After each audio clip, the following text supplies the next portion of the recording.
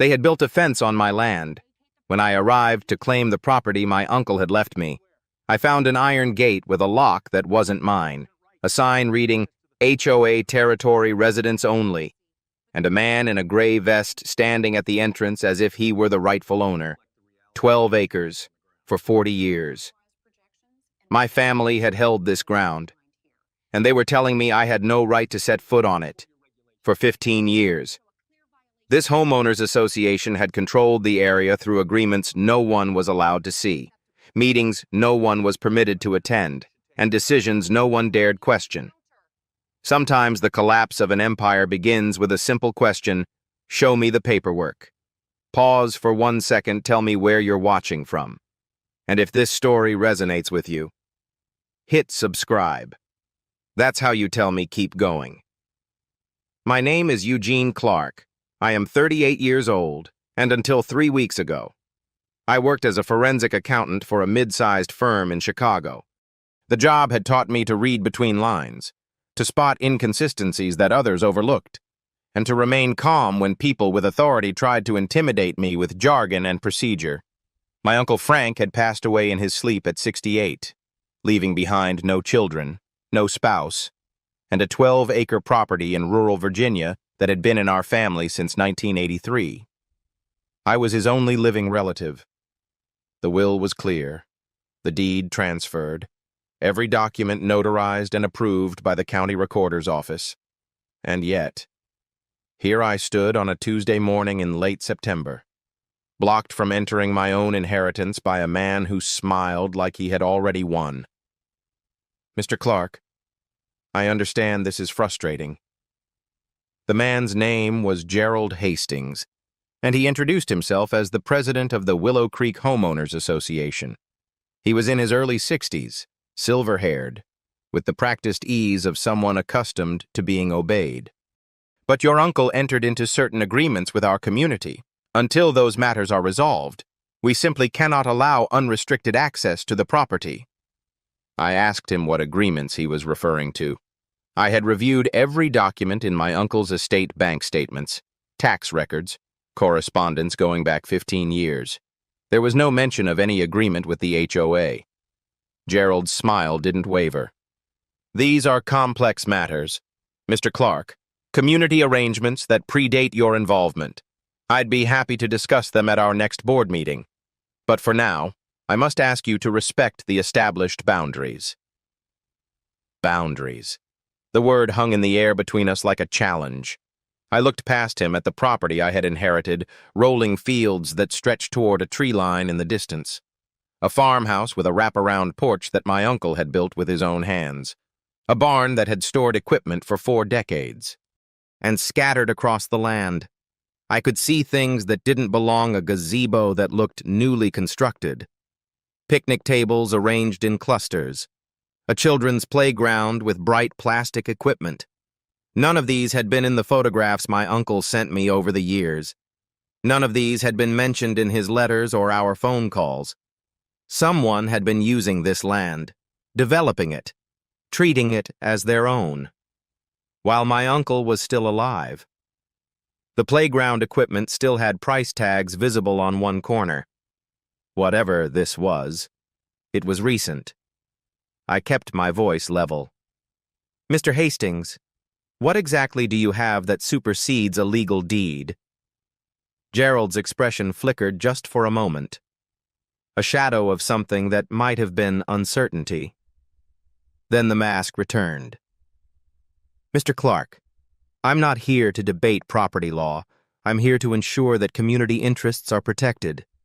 Your uncle was a valued member of Willow Creek for many years. I'm sure you'll want to honor his commitments. He reached into his jacket and produced a business card. Come to our office tomorrow at 10. We can discuss everything in a proper setting. For now, I really must insist that you leave the premises. Behind him, I noticed a woman watching from the porch of the main house, my uncle's house. She held a clipboard and was taking notes, her eyes fixed on our conversation. I took the card, but I didn't leave. Instead, I walked along the perimeter of the fence. They had erected a 6-foot chain-link barrier that hadn't been there 3 months ago when I last visited my uncle. The fence enclosed approximately 4 acres of the property, the section closest to the road and the main house. Beyond it, I could see the rest of the land stretching toward the back of the lot, apparently untouched. The message was clear: they had carved out the most valuable portion and claimed it for themselves. I photographed everything: the fence, the gate, the lock, the sign, the structures that had appeared without permission, the woman on the porch who turned away when she saw my camera. I noted the serial number on the padlock. I counted the fence posts. 17 on this side alone, each one sunk into concrete that couldn't have been more than a few weeks old. As I circled back toward my car, an elderly woman emerged from a house across the road. She moved slowly, using a cane, but her eyes were sharp as she watched me. I nodded in greeting. She glanced toward Gerald, who had retreated to a golf cart parked inside the gate, then looked back at me. "You're Frank's nephew," she said. It wasn't a question. I confirmed that I was. She was quiet for a long moment, her gaze drifting to the fence, the sign, the playground equipment visible beyond. "He fought them, for years. He fought them. They wore him down eventually." I asked her what she meant. She shook her head slowly, already turning back toward her house. "Come see me sometime. Name's Ruth Cabrera. I've lived here 31 years. I remember what this place was like before Gerald Hastings decided he owned it." She paused at her door and looked back at me one final time. "And I remember what happened to the others who tried to stand up to him." I drove away from Willow Creek that afternoon with more questions than answers. My uncle had never mentioned any conflict with the HOA. He had never hinted at agreements or disputes or battles fought and lost.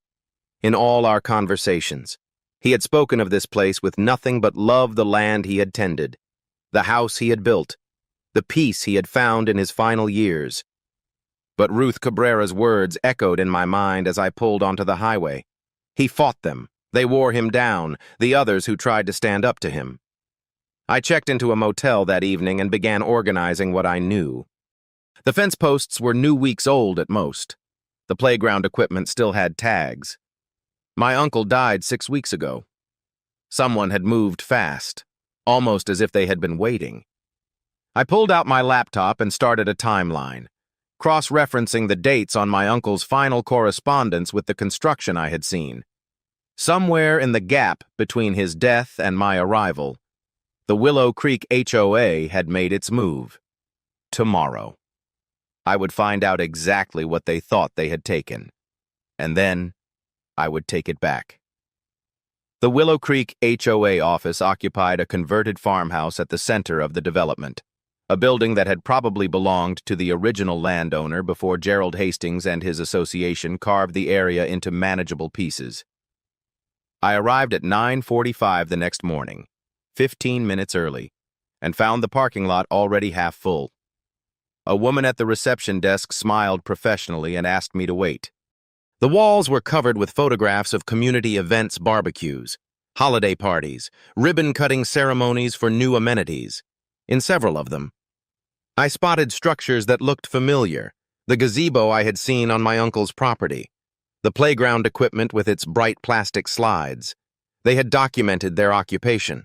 They had framed it and hung it on the walls like trophies. Gerald Hastings emerged from a back office at exactly 10 o'clock, accompanied by a woman I recognized from the day before, the one who had been standing on my uncle's porch with a clipboard. "Mr. Clark, thank you for coming. This is Diane Preston, our vice president. She handles most of our administrative matters."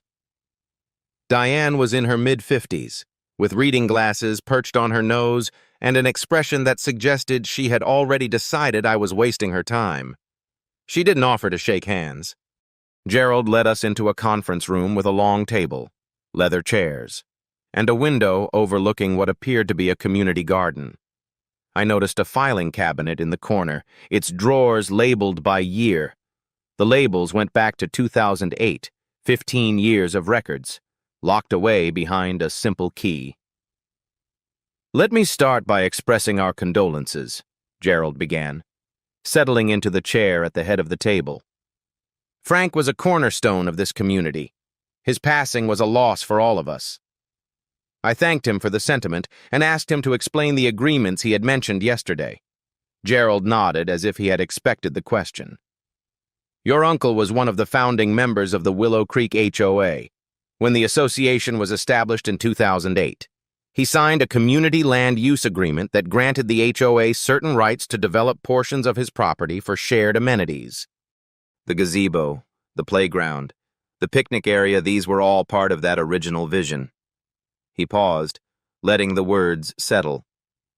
Frank believed in community. Mr. Clark, he wanted his land to serve a greater purpose. The story sounded reasonable. It even sounded like something my uncle might have done. He had always been generous, always willing to help neighbors and strangers alike. But something didn't add up. I had spoken to Uncle Frank regularly over the past 5 years, at least twice a month. He had never mentioned any agreement. He had never mentioned the HOA using his land.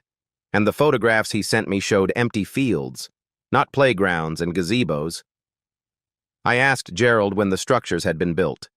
He glanced at Diane, who flipped through a folder she had brought with her. "The gazebo was completed in 2019, the playground in 2021. The picnic area was an ongoing project. The tables were installed just last spring." I did the math. My uncle had been sending me photographs as recently as 8 months ago. None of them showed any of these structures. "I'd like to see the agreement," I said. Gerald's smile remained fixed, but I caught a slight tightening around his eyes.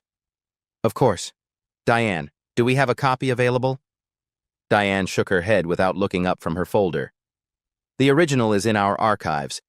I'll need a few days to locate it and have it reviewed by our legal counsel before we can share it." I asked why legal counsel needed to review a document that supposedly gave them the right to use my property. Gerald spread his hands in a gesture of helpless bureaucracy.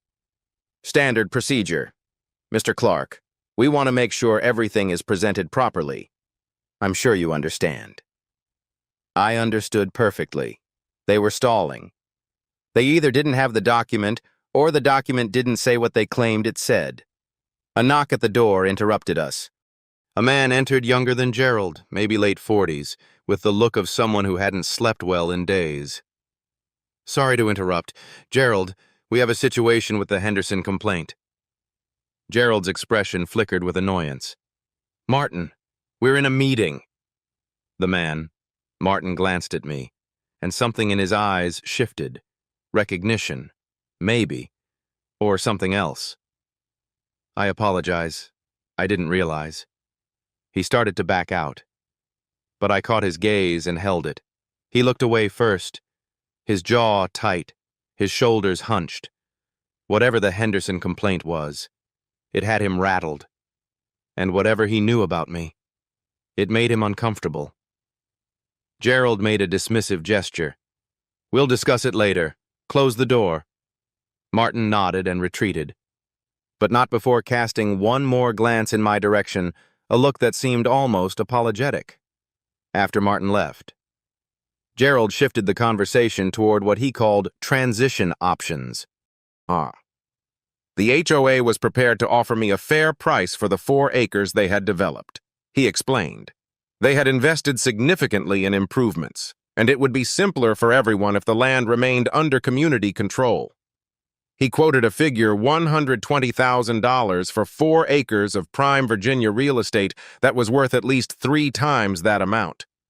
I told him I wasn't interested in selling.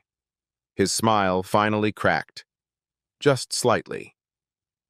"Mr. Clark, I understand this is an emotional time, but I'd encourage you to think carefully before making any decisions. Legal disputes can be expensive and time-consuming. The association has resources. We've dealt with challenges before." The threat was wrapped in velvet, but it was still a threat. I stood up from the table. "I'll expect a copy of that agreement within the week. If you can't produce it, I'll assume it doesn't exist. And if it doesn't exist, then everything you've built on my property is there without authorization. Gerald rose as well, his composure restored. We'll be in touch. Mr. Clark, in the meantime, I'd ask that you refrain from entering the developed portion of the property for liability reasons. Of course. I didn't respond. I walked out of the conference room, past the photographs on the walls, past the receptionist with her professional smile, and into the parking lot where the September sun was struggling through a layer of clouds. Diane Preston watched me from the window as I got into my car. She was already on her phone, speaking to someone with rapid, urgent gestures. I sat in my car for a long moment, replaying the meeting in my mind. Gerald's story had holes the timeline didn't match. The document wasn't available, and the offer to buy was insultingly low. But what struck me most was Martin Shaw's reaction. He had looked at me like a man carrying a secret he desperately wanted to unload, and the Henderson complaint, whatever that was, had clearly shaken him. I made a note of the name in my phone. Henderson. Another thread to pull. As I drove away from the HOA office, I passed Ruth Cabrera's house. She was sitting on her front porch, watching the road, when she saw my car. She raised one hand in a small wave. I pulled over. "How did it go?" she asked as I approached. I told her about the agreement Gerald claimed existed, about the missing document, about the pressure to sell. Ruth listened without surprise, nodding slowly. "That's how they work.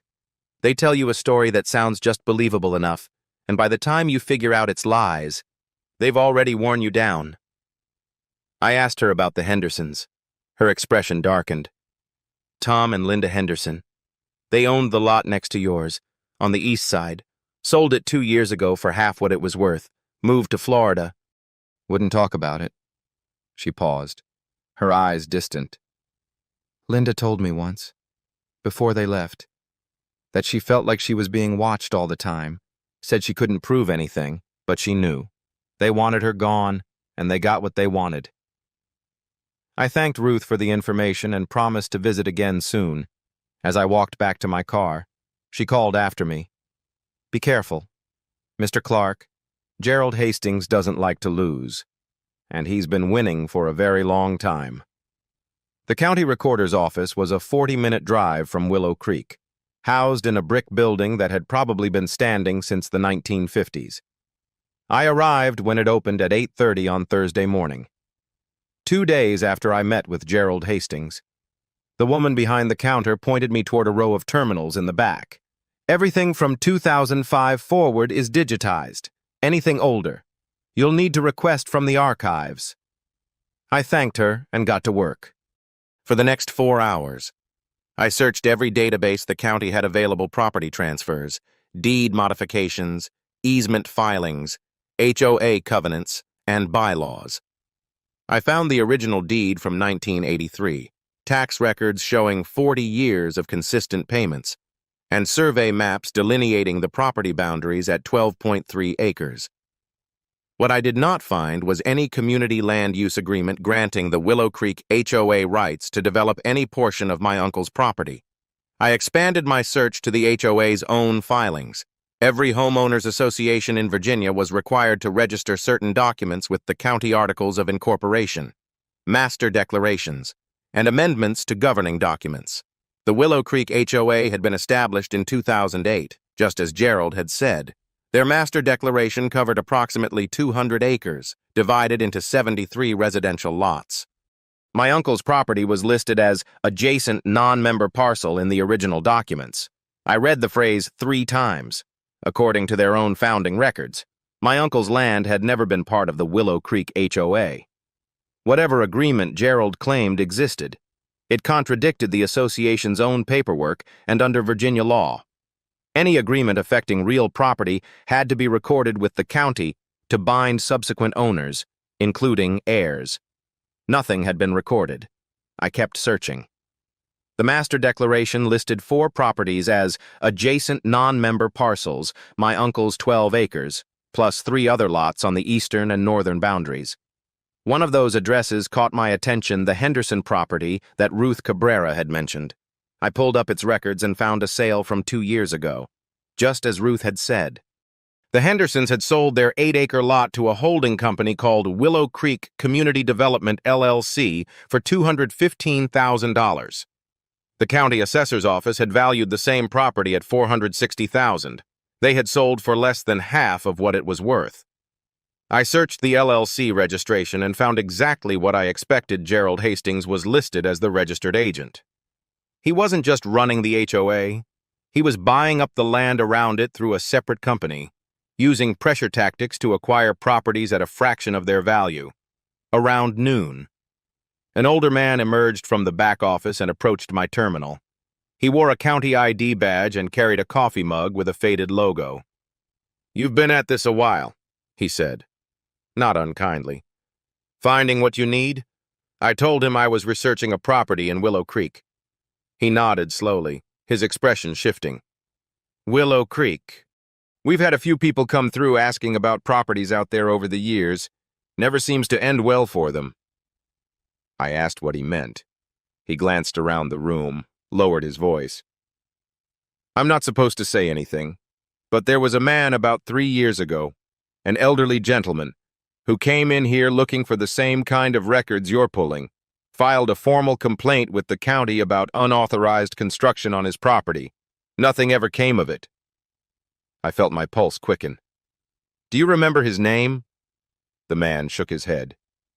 "Can't say. But the complaint should still be in the system if you know where to look." I spent the next hour searching the county's complaint database. I found it buried in the archives, a formal written complaint filed by Frank Clark on March 15, 2021, alleging that the Willow Creek HOA had constructed a playground on his property without authorization. The complaint included photographs of the construction in progress, copies of the deed proving his ownership, and a request for the county to investigate. The file had been marked under review and never updated. No investigation had been conducted. No action had been taken. My uncle had fought back. He had done exactly what I was doing now, gathered evidence, filed complaints, tried to use the system to protect his rights. And the system had failed him, whether through incompetence or corruption. Someone had let his complaint disappear into bureaucratic limbo while Gerald Hastings continued building on land he didn't own. I printed everything and drove to the public library in the next town over. 3 more hours of research confirmed what I suspected, even if my uncle had signed something. An unrecorded document would be legally worthless against me. By late afternoon, I had assembled a comprehensive timeline. 2008, HOA established. My uncle's property explicitly excluded. 2019 gazebo constructed. 2021 playground installed. Uncle Frank files a complaint. Complaint ignored. 6 weeks ago, Uncle Frank died. Within weeks of his death, a fence was erected, a lock was installed, and signs were posted. They had been building on his land for years without legal authorization, and the moment he died, they moved to secure their occupation before the heir could intervene. I found the final piece that evening, buried in the county's online permit database. Every construction project required a building permit listing the property address, the owner's name, and the nature of the work.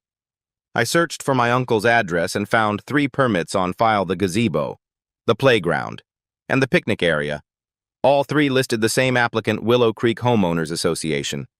All 3 listed the same property owner authorizing the work, Willow Creek Homeowners Association. I pulled up the original permit applications and found signature lines where someone had signed as authorized representative of property owner.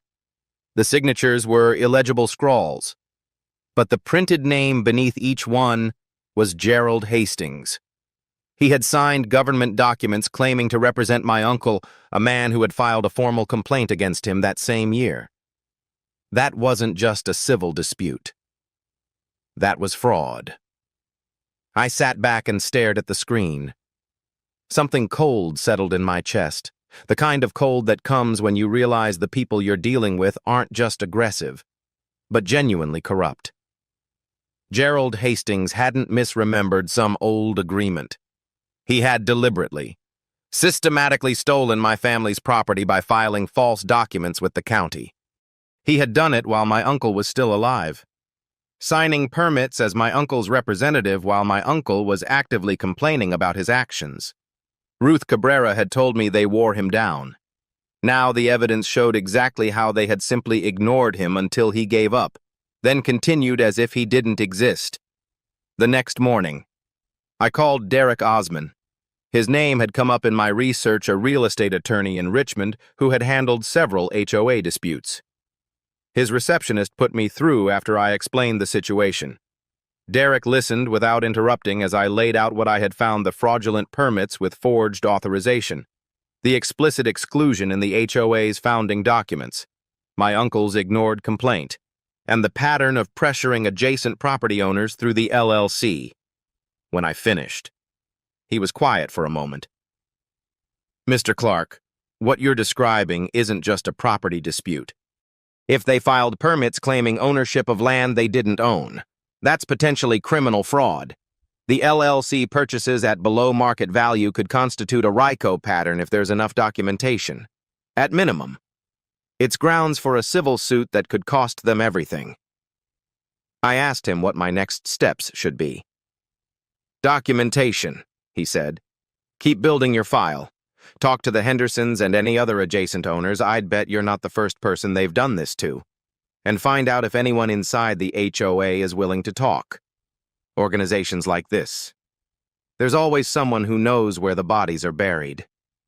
I hung up and looked at the stack of documents on my bed. Gerald Hastings had built his empire on a foundation of lies and stolen land. He had used the respectability of a homeowners association to mask what was essentially a criminal enterprise, and he had gotten away with it for 15 years because no one had ever bothered to check the records, or because those who did, like my uncle, had been ignored until they gave up. But I had checked. I had the proof. And now I was going to find the others he had victimized, starting with the Hendersons, who had sold their land for half its value. Gerald thought he was dealing with another isolated victim who could be bullied into selling cheaply. He had no idea what was coming. I found Ashley Johnson living in a small apartment complex 40 miles from Willow Creek. Ruth Cabrera had given me her contact information after I shared what I had discovered at the county recorder's office: the fraudulent permits, the ignored complaint, the LLC purchases at below market value. Ruth had been holding on to Ashley's number for 2 years, she said, waiting for someone who might actually use it. She left in a hurry, didn't want to talk to anyone from Willow Creek after what they did to her. But she told me once that if anyone ever came asking questions, really asking, she might be willing to answer. I called ahead. Ashley was hesitant at first, her voice tight with something between fear and exhaustion. When I mentioned the permits Gerald had signed claiming to be an authorized representative, she went quiet for a long moment. Then she gave me her address. Her apartment was on the second floor of a building that had seen better days peeling paint, a broken light in the stairwell, the faint smell of mildew in the corridor. Ashley answered the door in a cardigan and house slippers, a woman in her early 60s with gray streaked through her dark hair and the cautious eyes of someone who had learned not to trust strangers. She didn't invite me in right away. Instead, she stood in the doorway and studied my face as if searching for something.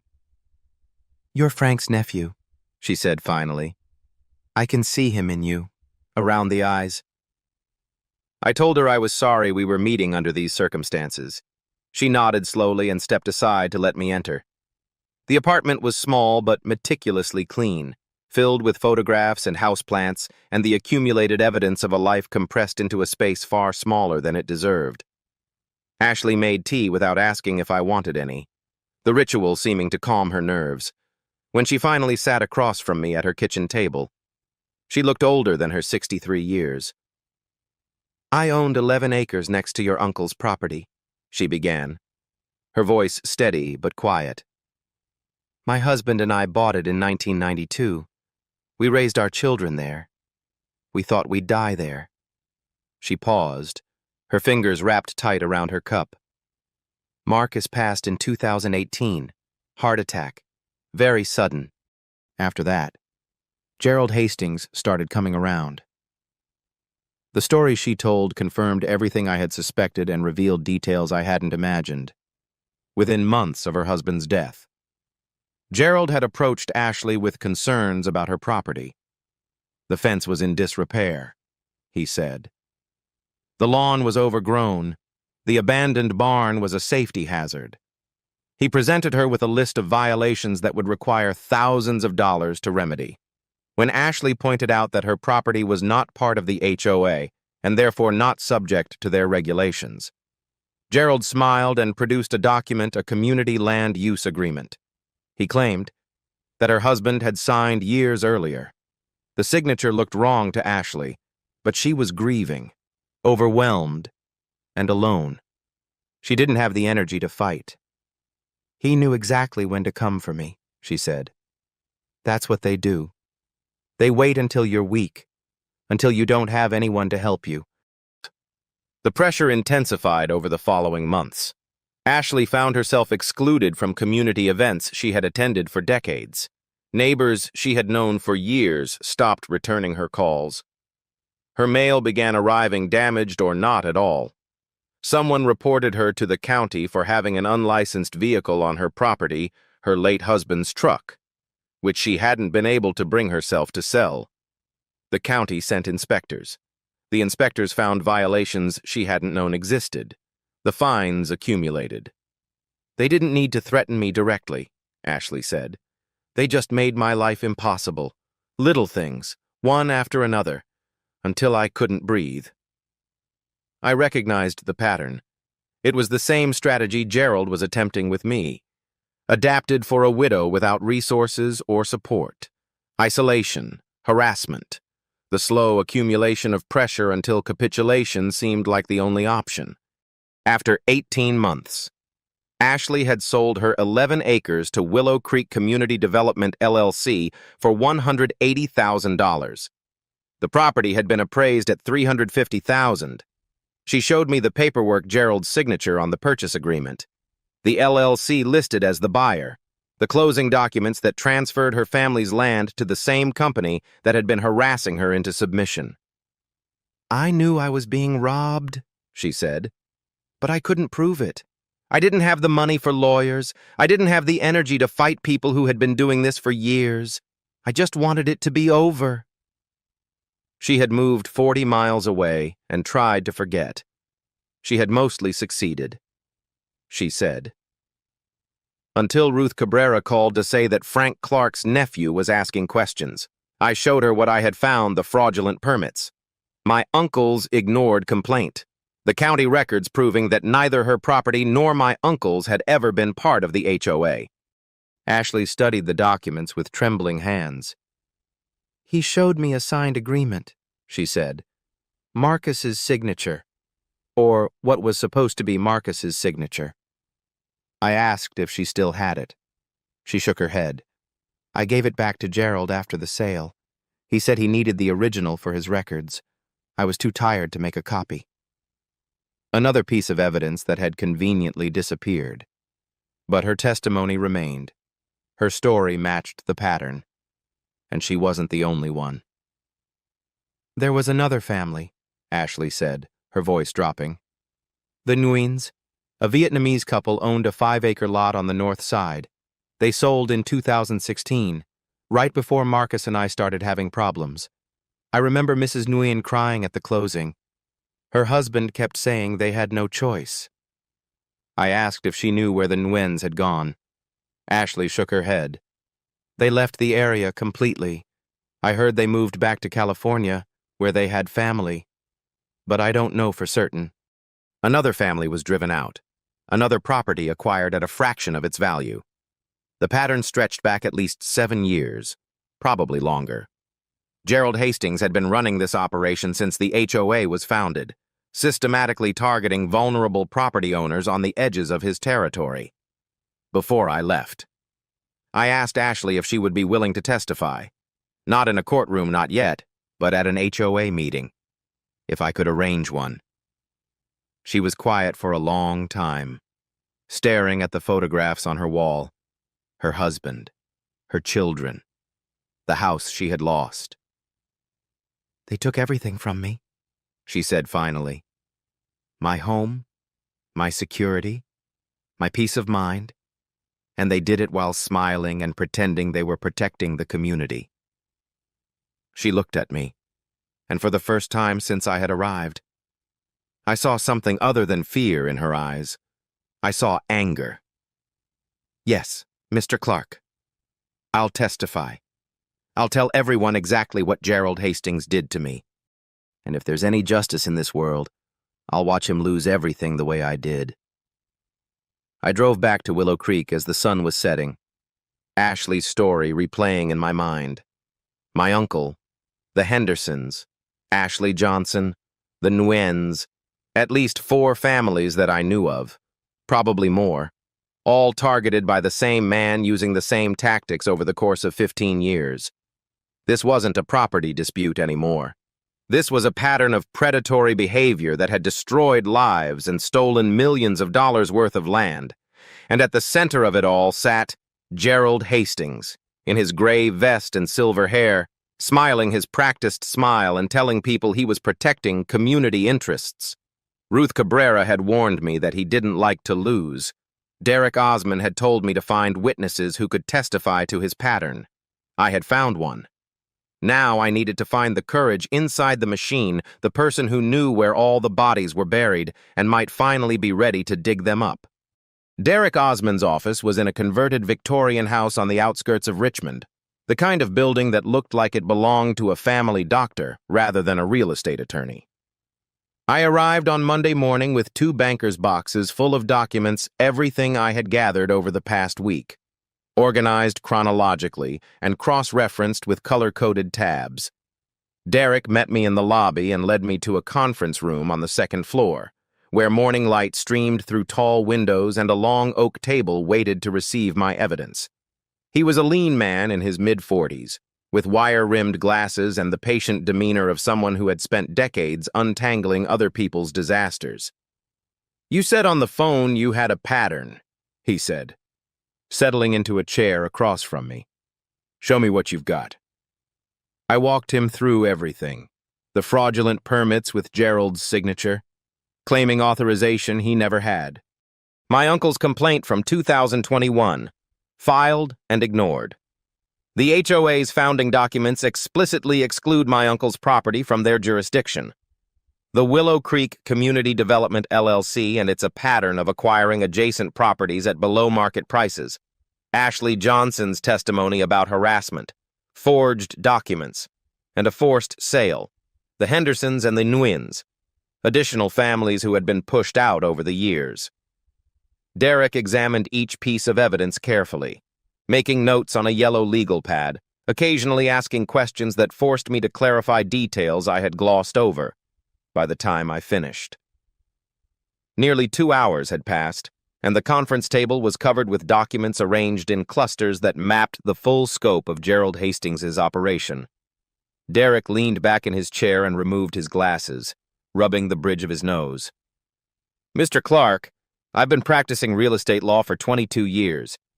I've seen HOA disputes that got ugly, board members who overstepped their authority, and neighbors who couldn't agree on fence lines. But this," he gestured at the documents spread before us, "this is something else entirely. What you're describing is a coordinated scheme to defraud property owners using the institutional credibility of a homeowners association as cover. The fraudulent permits alone could result in criminal charges. The pattern of below-market purchases through the LLC suggests potential RICO violations, and the fact that your uncle filed a formal complaint that was never investigated raises questions about whether someone at the county level was complicit or simply negligent." I asked him what our options were. He put his glasses back on and reached for his legal pad. "We have 2 paths," Derek said. "The first is purely legal. We file a civil suit against Gerald Hastings personally, against the HOA as an organization, and against the LLC. We allege fraud, conversion of property, intentional interference with property rights, and potentially civil conspiracy. We subpoena their records, depose their board members." and build a case for trial. The advantage is that it's methodical and thorough. The disadvantage is that it takes time, 18 months to 2 years, possibly longer, and it allows them to destroy evidence, coordinate their stories, and wear you down financially. He paused, tapping his pen against the pad. The second path is public confrontation. We force a community meeting, present the evidence directly to the residents, and demand accountability in front of witnesses. The advantage is speed and impact. The disadvantage is that it's harder to control and could backfire if the community rallies behind Gerald instead of turning against him. I thought about what Ashley had told me. 18 months of harassment before she broke. My uncle filed a complaint and was ignored for 2 years until he died. These were people who understood how to use time as a weapon. A prolonged legal battle would play to their strengths. The public meeting, I said. That's what they're not prepared for. They've spent 15 years operating in the shadows, making deals behind closed doors, counting on people being too isolated or too exhausted to challenge them openly. If we put everything on the table in front of the entire community, they won't be able to control the narrative anymore. Derek nodded slowly, a hint of approval in his expression. I was hoping you'd say that, but we need to be strategic about how we do this. Over the next 3 hours, we developed a plan. The Willow Creek HOA was required by its own bylaws to hold quarterly general meetings open to all residents of the community and adjacent property owners. The next meeting was scheduled for the following Tuesday, 8 days away. As the legal heir to an adjacent property, I had standing to attend and to request time on the agenda. Derek would draft a formal letter demanding that the board address questions about the development on my uncle's land, the permits filed without authorization, and the status of the so-called Community Land Use Agreement.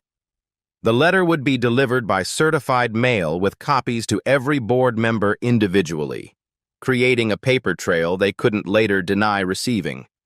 We're not going to ambush them, Derek explained. We're going to give them every opportunity to explain themselves, document their refusal to do so, and then present the evidence in a forum where they can't silence us. I asked about Ashley Johnson and whether her testimony would be admissible at a community meeting. Derek shook his head. It's not a courtroom. There are no rules of evidence. She can say whatever she wants, and more importantly, the community will hear it directly from someone Gerald victimized. That's more powerful than any document we could present. He paused, his expression growing serious. But we should also think about who might speak from inside the organization. You mentioned someone named Martin Shaw, a board member who seemed uncomfortable during your first meeting. People like that, they're carrying guilt. They know what's been happening, and they've been telling themselves it's not their responsibility to stop it. If we can reach him before the meeting, give him a chance to come forward voluntarily, it could change everything.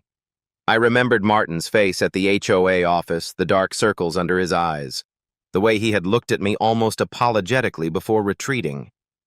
Derek was right. Martin Shaw was carrying something heavy. Ruth Cabrera agreed to help me make contact. She had known Martin for years. She said he had moved to Willow Creek in 2012 with his wife and 2 children, and served on the board since 2015. He's not a bad man, Ruth told me over the phone that evening. He's a weak man. There's a difference. Gerald recruited him because he needed someone to second his motions and sign off on his paperwork. Martin went along because it was easier than asking questions. But I've seen him at community events. The way he looks when Gerald talks about all the improvements they've made. He knows. She gave me Martin's home address but warned me not to push too hard. If you scare him, he'll run straight to Gerald. You need to give him a reason to be brave. I spent the next 2 days preparing. I created a presentation that walked through the evidence step by step, the timeline, the documents, the testimony designed to be clear enough for anyone to understand and damning enough that no reasonable person could dismiss it. Derek reviewed every slide and helped me anticipate the counter-arguments Gerald would likely raise. He'll say your uncle consented verbally. He'll say the permits were a clerical error. He'll say the sales to the LLC were voluntary transactions between willing parties. You need to be ready to respond to each of those claims with specific evidence that contradicts them. I rehearsed my responses until they felt natural, until the anger in my chest had been channeled into something colder and more precise. This wasn't about emotion anymore. This was about laying out the truth so clearly that denial became impossible. On Thursday evening, I drove to Martin Shaw's house. It was a modest colonial on a quiet cul-de-sac, well-maintained lawn, children's bicycles in the driveway. I sat in my car for 10 minutes, watching the lights in the windows, thinking about what Ruth had said. A weak man, not a bad man. Someone who had gone along because it was easier than asking questions. I understood that kind of weakness. I had seen it in corporate boardrooms, in compliance departments, in every organization where good people convinced themselves that someone else would blow the whistle. But Martin had 8 years of knowledge locked inside him, 8 years of meetings, decisions, documents that the rest of us had never seen. If I could reach him, if I could give him a reason to be brave, he could bring down Gerald Hastings more completely than any lawsuit or public presentation ever could. I stepped out of my car and walked toward the front door. Martin Shaw didn't want to talk. When he opened his front door that Thursday evening and saw me standing on his porch, his face went pale. He stepped outside and pulled the door closed behind him, his eyes scanning the street for witnesses. "You shouldn't be here," he said, his voice barely above a whisper. "Gerald has people watching. If he finds out I spoke to you..." I told him I wasn't asking him to betray anyone. I was asking him to tell the truth. For a long moment, he said nothing. Then, so quiet I had to lean forward to hear, "Everything. I've seen everything. And I've hated myself for 8 years. He wouldn't say more that night, but he agreed to attend the meeting on Tuesday. I can't promise anything, but I'll be there. The Willow Creek Community Center was a single-story building at the heart of the development, designed for exactly the kind of gathering that was about to take place. I arrived 45 minutes early on Tuesday evening and found the parking lot already half full. Word had spread through the neighborhood the new property owner was demanding answers about development on his uncle's land, and Gerald Hastings had promised a full explanation. Ruth Cabrera was waiting near the entrance, her cane in one hand and a folder of documents in the other. 31 years I've lived here, she said as we walked inside together. Tonight, we find out if this community is ready to see what I've been seeing all along. Ashley Johnson arrived a few minutes later, her face tight with nervous determination. She had driven 40 miles to be here. She had rehearsed her statement a dozen times. Now all she could do was wait. The meeting room filled steadily as 7 o'clock approached. I counted approximately 60 residents, the young family from 3 houses down, the retired couple who tended an elaborate garden near the entrance, the contractor working on a renovation across the street. Others were strangers, drawn by curiosity or concern or the simple human attraction to conflict. Gerald Hastings sat at a long table at the front of the room, flanked by Diane Preston and 2 other board members I didn't recognize. Martin Shaw was conspicuously absent from the table. I spotted him in the back row, sitting alone, his hands clasped tightly in his lap. Every few minutes, he would glance toward Gerald, then look away quickly, as if afraid of being caught. Derek Osmond had positioned himself near the side exit before the meeting started. He caught my eye and gave me a small nod. We had prepared for this. Now it was time to execute. Gerald opened the meeting with practiced confidence. He thanked everyone for attending, summarized routine business items handled since the last quarterly meeting, then turned to what he called a matter of community concern.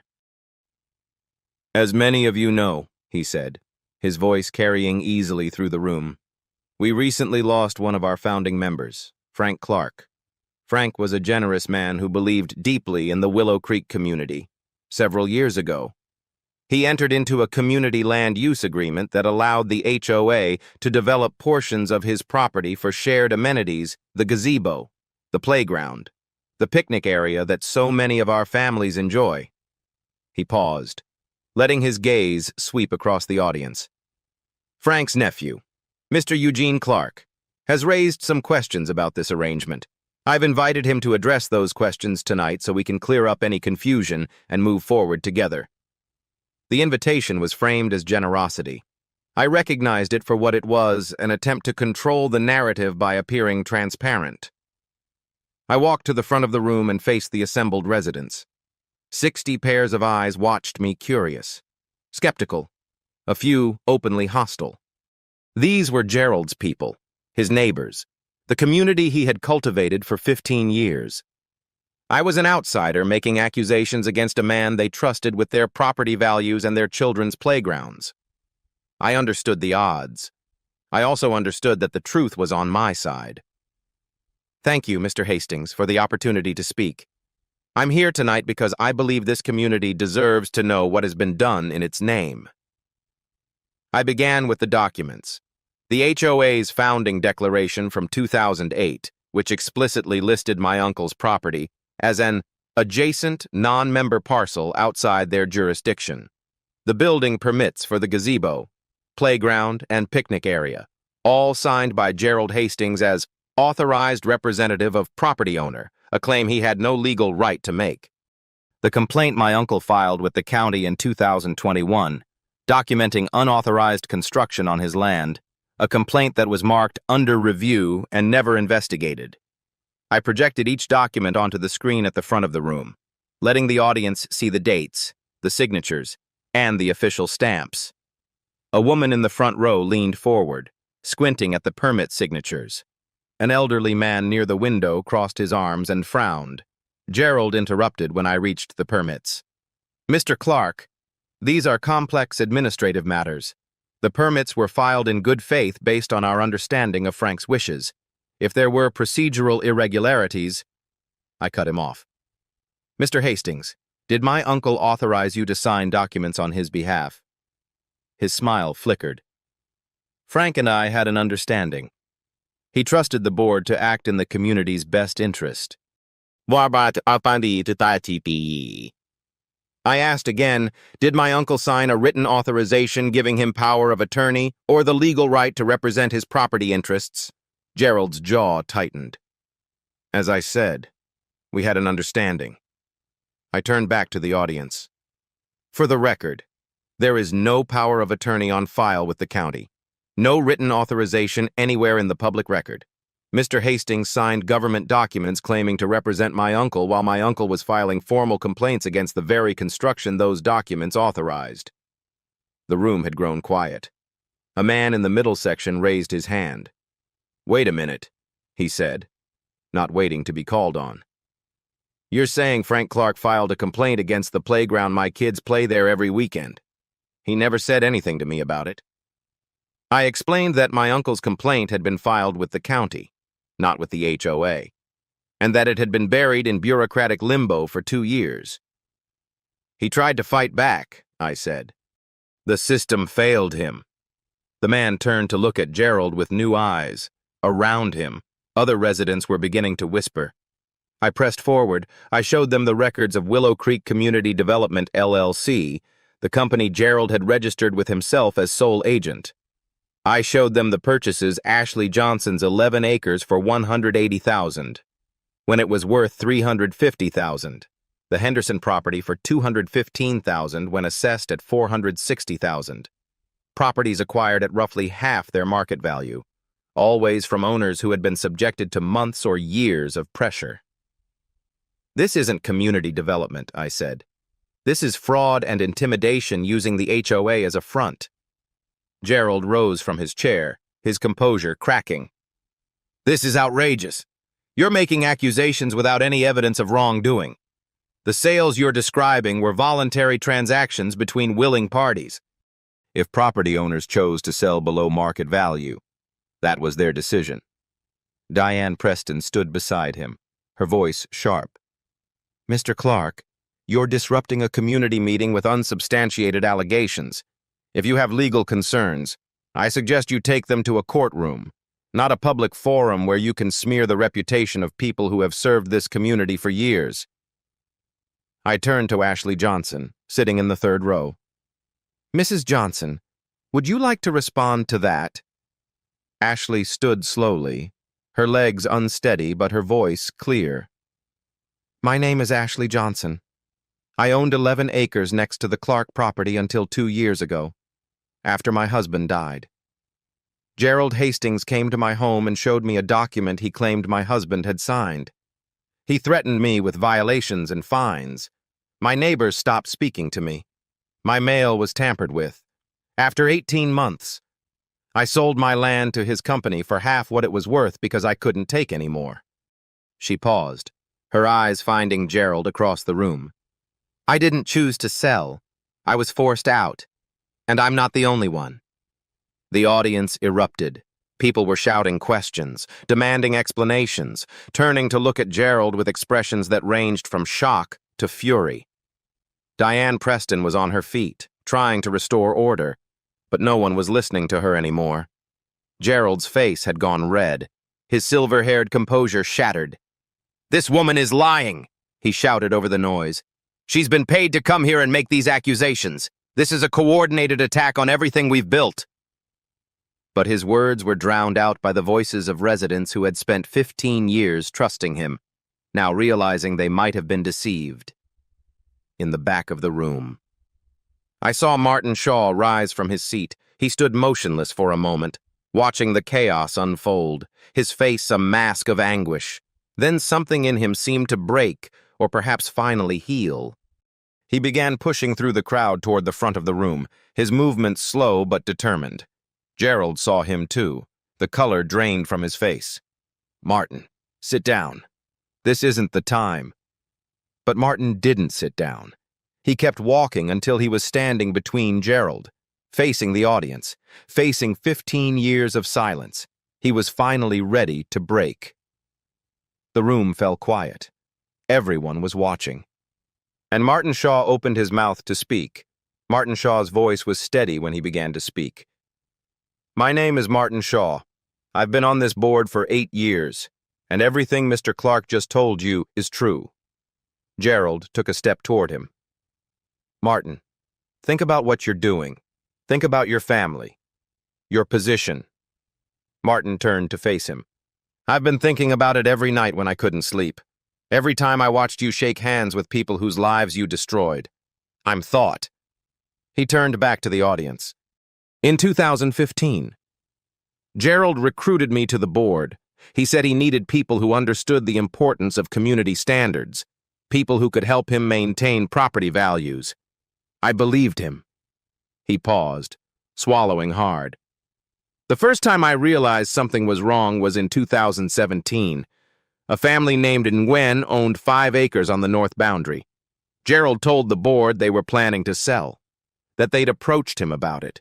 He said we should make them an offer through the LLC before outside developers got involved." A woman near the front raised her hand. "I remember the Nguyens. They seemed happy here. Their daughter was in my son's class." Martin nodded. "They were happy. They didn't want to sell. Gerald manufactured code violations against them: overgrown vegetation, improper drainage, a shed that was supposedly 6 inches too close to the property line. He had Diane file complaints with the county. He spread rumors that Mr. Nguyen was operating an unlicensed business. Within a year, they couldn't take it anymore. They sold for $200,000. The land was worth over $400,000.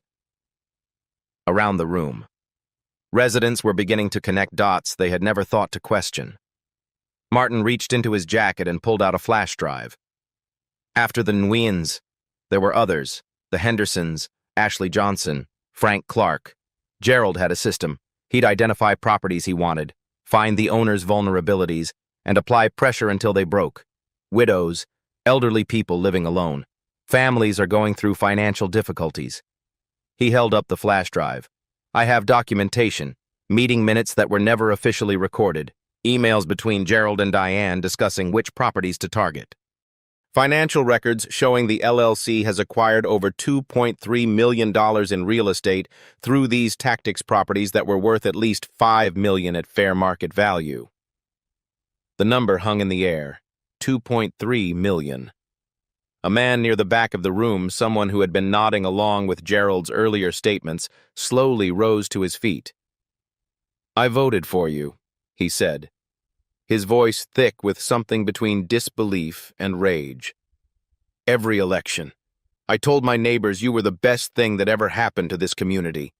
I defended you when people complained about the fees, the rules, the way you ran things." He was shaking now. "My mother-in-law lived on the Henderson property before they bought it. She sold it in 2014 because she said she couldn't take the pressure anymore. I thought she was being dramatic. I thought she was getting old and paranoid." His voice cracked. "Was that you, too?"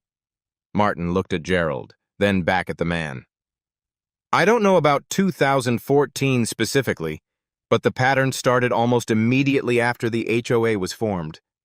Gerald was doing this before I joined the board. I just didn't know until later." The man sat down heavily, his face buried in his hands. Around him, other residents were having similar realizations, years of small incidents, unexplained departures, neighbors who had suddenly decided to move, all of it suddenly making a terrible kind of sense. Derek Osmond stepped forward. "Mr. Shaw, would you be willing to provide that documentation to Mr. Clark's legal team?" Martin nodded. "I'll provide it to anyone who can stop what's been happening here. I should have done this years ago." He looked at Gerald. "You told me we were protecting the community. You told me the people we pushed out were problems, that they didn't fit in. I believed you because it was easier than asking questions. But I don't believe you anymore." Gerald stood frozen, his face a mask of barely controlled fury. Diane Preston had retreated to the far end of the board table, distancing herself physically as the accusations mounted. One of the other board members, a younger man I didn't recognize, stood abruptly and walked out without a word. Nobody tried to stop him. Ruth Cabrera rose from her seat. "I've lived in Willow Creek for 31 years. I've watched Gerald turn this community into his personal fiefdom, one family at a time. I've seen neighbors driven out, reputations destroyed, good people broken because they dared to question his authority." She turned to the other residents. "How many of you have wondered why property prices here are so much higher than surrounding areas? How many of you have noticed that certain lots always seem to come up for sale at just the right time? Gerald hasn't been protecting our community. He's been feeding on it." The room transformed. Residents were standing, demanding answers. A contractor I recognized pushed toward the front. "I did work on that playground," he said. "Gerald told me he had authorization from the property owner. He showed me paperwork. Are you telling me I helped build something on stolen land?" Others joined in, people who had served on committees, voted for Gerald's initiatives, and trusted his leadership without question. Diane Preston stepped forward, her voice raised. "This is clearly a coordinated attack by people with personal grievances. We should not be making judgments based on unverified accusations. I move that we adjourn until proper legal counsel." A woman in the back cut her off. "You were part of it. Martin just said you filed the complaints. You helped him target people." Diane's composure cracked. "I was following board directives. I didn't know." But no one was listening anymore. Gerald reached into his pocket and pulled out his phone. I watched his fingers move across the screen typing a message, perhaps alerting someone, perhaps trying to destroy evidence remotely. Derek noticed it too. "Mr. Hastings, I would strongly advise you not to delete anything on that device. It may be subject to legal discovery." Gerald looked up, startled, then shoved the phone back in his pocket. But the damage was done. Everyone had seen him reach for it. Everyone had seen Derek's warning. Another crack in the facade. Gerald found his voice. "This is a witch hunt. I have dedicated myself to this community. I have increased property values by 40%. I have built amenities that families use every day." He pointed at me. Eugene Clark doesn't care about Willow Creek. He wants to sell that land to developers who will destroy everything we've built. This entire charade is about his money. Don't let him fool you. I didn't respond to his accusations. I didn't need to. Instead, I pulled out my phone and dialed Deputy Reyes. This is Eugene Clark. We discussed meeting at the Willow Creek Community Center if certain information came to light. I think you should come now, and you might want to bring backup. The next 20 minutes were controlled chaos. Gerald tried to leave but found his path blocked by community members who wanted answers. One man, the same one who had defended Gerald earlier, stood directly in his path. You're not going anywhere until we get the truth. Gerald tried to push past him, but others closed in, forming a loose semicircle that kept him contained without physically restraining him. Diane had already slipped out a side door. Martin Shaw sat down heavily near the front, looking exhausted and relieved, like a man who had finally set down a weight he'd been carrying far too long. Ashley Johnson was surrounded by neighbors who wanted to hear her story, who were apologizing for not knowing, for not helping. Ruth Cabrera caught my eye across the room and nodded once. We had done what we set out to do. Deputy Angela Reyes arrived with 2 officers at 7:43. She was a woman in her mid-30s with sharp eyes and a no-nonsense demeanor. I had contacted her earlier in the week after Derek suggested we loop in law enforcement. She had been skeptical at first, but the documentation I provided had convinced her this was worth investigating. She approached me first. Mr. Clark, I'll need statements from everyone who testified tonight, and copies of all the documentation. I pointed her toward Martin Shaw and the flash drive he was clutching. That's where you'll find the evidence that this wasn't just about my uncle's property. This was a criminal enterprise operating under the cover of a homeowners association. Deputy Reyes walked directly to Martin and introduced herself. I watched as she asked him questions, took notes, and carefully accepted the flash drive as evidence, placing it in a labeled bag. Then she approached Gerald, who had been watching the exchange with growing desperation. Mr. Hastings, I'm going to need you to stay here while we conduct preliminary interviews. Do you understand? Gerald's jaw tightened. I want my lawyer present before I answer any questions. Deputy Reyes nodded. That's your right, but I'd advise you not to leave the premises until we've completed our initial assessment. Gerald watched the officers spread out through the room, taking statements, photographing documents, treating the community center like a crime scene. The silver-haired confidence was gone, replaced by something hollow. He knew what was on that flash drive. He knew what Martin could testify to. The other board members had scattered, leaving him alone at the front of the room where he had presided over so many meetings, made so many decisions, destroyed so many lives. The community he had claimed to protect was now looking at him with the eyes of people who had just discovered they had been betrayed. 15 years of lies and stolen land and broken families, and there was nowhere left to run. The arrests came 3 weeks later. Gerald Hastings was charged with 12 counts of fraud, 6 counts of filing false documents with a government agency, and 3 counts of criminal conspiracy. Diane Preston faced similar charges, though her attorney had already begun negotiating a plea deal in exchange for testimony. The flash drive Martin Shaw had provided contained everything the prosecutor needed: emails spanning 8 years, financial records showing the flow of money through the LLC, and meeting minutes documenting the deliberate targeting of vulnerable property owners. Gerald's attorney advised him to consider a plea, but Gerald refused. He still believed he could talk his way out of anything. He was wrong. The civil case moved faster than I expected. Derek Osmond filed suit within a week, naming Gerald, Diane, the HOA, and the LLC as defendants. We sought the return of my uncle's property, damages for trespass and fraud, and restitution for investigation costs. Ashley Johnson filed a separate suit to void her property sale.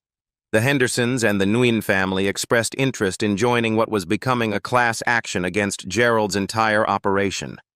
The HOA underwent a complete transformation. An emergency election was held 6 weeks after the community meeting, with Ruth Cabrera serving as interim president until new leadership could be chosen. Every board member who had served under Gerald resigned or was voted out. The new board's first official act was to formally acknowledge that my uncle's property had never been subject to HOA jurisdiction, that all development on his land had been unauthorized, and that the association bore responsibility for the actions taken in its name. They offered to remove the structures at their own expense, but I told them to wait. The playground, the gazebo, the picnic area, these weren't the enemy. They were just things. The enemy had been the man who built them on stolen ground. I took possession of my uncle's property on a clear October morning, exactly 2 months after I had first arrived in Willow Creek and found a fence where none should have been. The gate was gone now, the lock removed, the signs taken down and stored as evidence. I walked across the land, past the farmhouse and the barn, past the fields that were beginning to turn gold with the changing season, in the distance. Children were playing on the playground equipment. Their laughter carried across the field. I didn't have the heart to tear it down.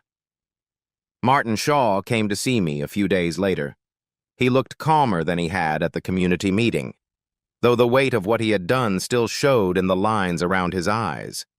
He apologized for his years of silence, for the families whose suffering he had witnessed without intervening. I told him his testimony had made the difference between suspicion and proof. "You could have stayed silent," I said.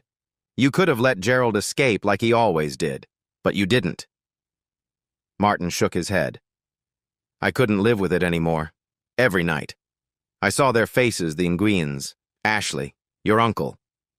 He looked out at the fields. "This doesn't make up for what I did, but it's a start." Gerald Hastings went to trial in January. The prosecution presented a methodical case built on documentation, testimony, and electronic evidence recovered from his devices. He had tried to delete files the night of the community meeting, but the county's digital forensics team had recovered everything. The jury deliberated for less than 4 hours before returning guilty verdicts on all counts. The judge called his crimes a systematic betrayal of community trust and imposed 12 years in federal prison, followed by 5 years of supervised release, plus $1.7 million in restitution. Diane Preston received 3 years in exchange for her cooperation, along with a lifetime ban from serving in any fiduciary capacity. The LLC was dissolved, its assets distributed among the families Gerald had defrauded. I stayed in Willow Creek. I hadn't planned my life was in Chicago. My career. Everything I had built over 15 years. But standing on that land in October, watching the sunrise paint the fields in shades of gold, I understood why my uncle had loved this place. It wasn't just property. It was something permanent, something worth protecting. Gerald Hastings had tried to steal that. He had failed, and now it was mine. Ruth Cabrera visits me most Sundays now. She brings pie from the bakery in town and stories about my uncle that I never knew the time he helped repair her roof after a storm. The vegetables he shared with neighbors. The quiet way he looked out for people who needed looking out for. "He would have been proud of you," she told me recently. Sitting on the porch of the farmhouse, I was slowly learning to call home. Not because you won, because you fought the right way, with evidence, with patience, with the truth. I thought about that for a long time after she left. 40 years for someone to build this place. 15 years for someone to try to steal it. 2 months for the truth to bring it back. Those who build their empires on lies will always, eventually, watch them fall